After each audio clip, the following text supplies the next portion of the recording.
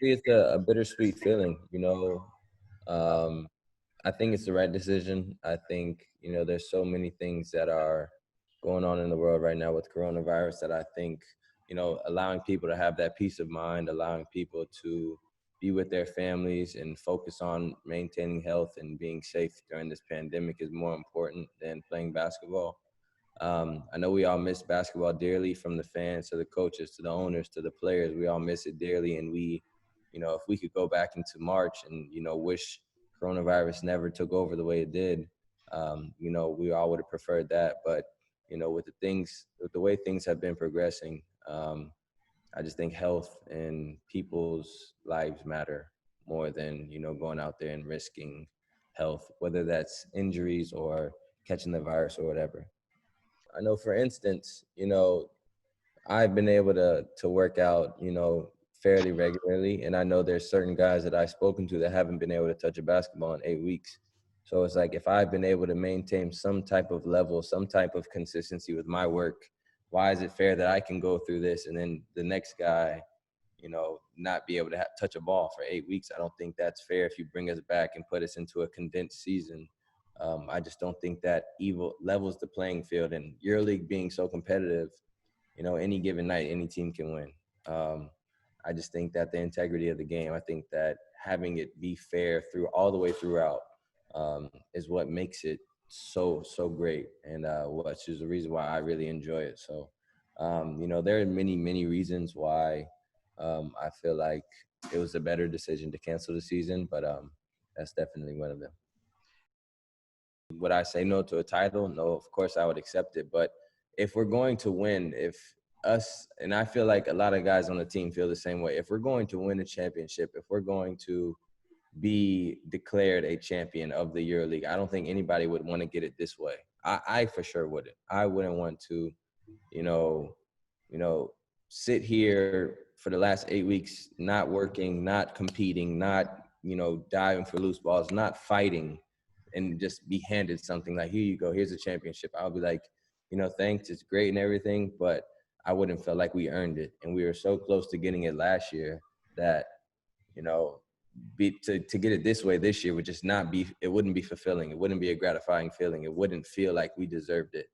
And, you know, I think that is why, you know, another reason why I feel like it's the best decision to eat, not, you know, not give away any other things. And you can even go as far as saying, you know, I was you know, a favorite to win the MVP award this year, and I saw somewhere that they're not going to give that out. And, you know, at the end of the day, that's a bittersweet thing too, because I was having the season I was having. I was, you know, breaking records. I was having a historically great season. But at the end of the day, there were still 6 regular season games, and there were still, you know, at least, I mean, at maximum 5 playoff games to continue to play. And there's 11 games there where any of those guys that were right behind me in PIR or scoring or whatever could have had one of those huge explosions and, you know, changed things completely, or we could have went on a couple game losing streak. So, you know, I just don't think, with so much time left, I don't think it's fair. Obviously, I would love to be able to have those things. I would love to be able to have a EuroLeague MVP trophy sitting in my house for the rest of my life. But, you know, that just gives me more motivation, more determination to go out there and, you know, possibly get another one down the line. So I think it's the right decision on all ends. I think if any team's gotten a bad shake the last 2 years, fairly or unfairly, it's been us. You know, we've been right there. We've been right on the cusp.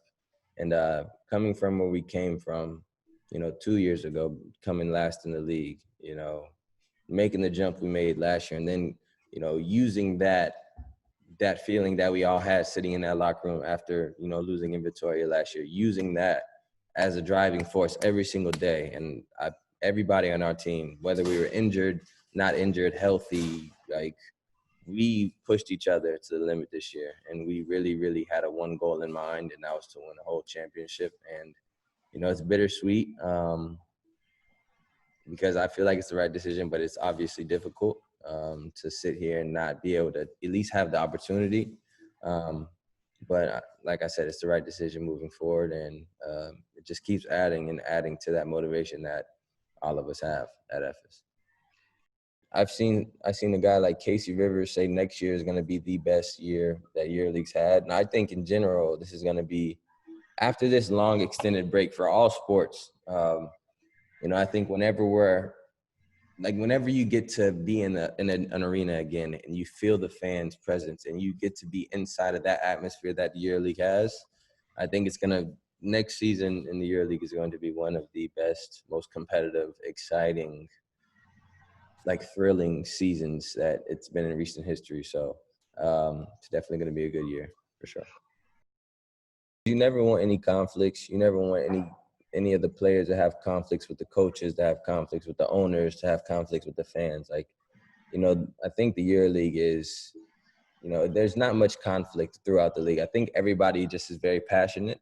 And I think that's where the competitive edge comes from. So, yes, if there's a game going on, of course, you know, if we're playing against Barcelona or we're playing against Madrid, our fans are going to be on Barcelona's players or Madrid's players or Fener players. They're going to be on them because we want to win. But at the end of the day, in a situation like this where we're all losing because of this virus, I think it's great for us to all come together and, you know, create one stand and be like, look, we're all disappointed. We all want to continue to do what we love to do. We all want to continue to watch, play, coach. You know, the owners want to continue to watch their teams do well.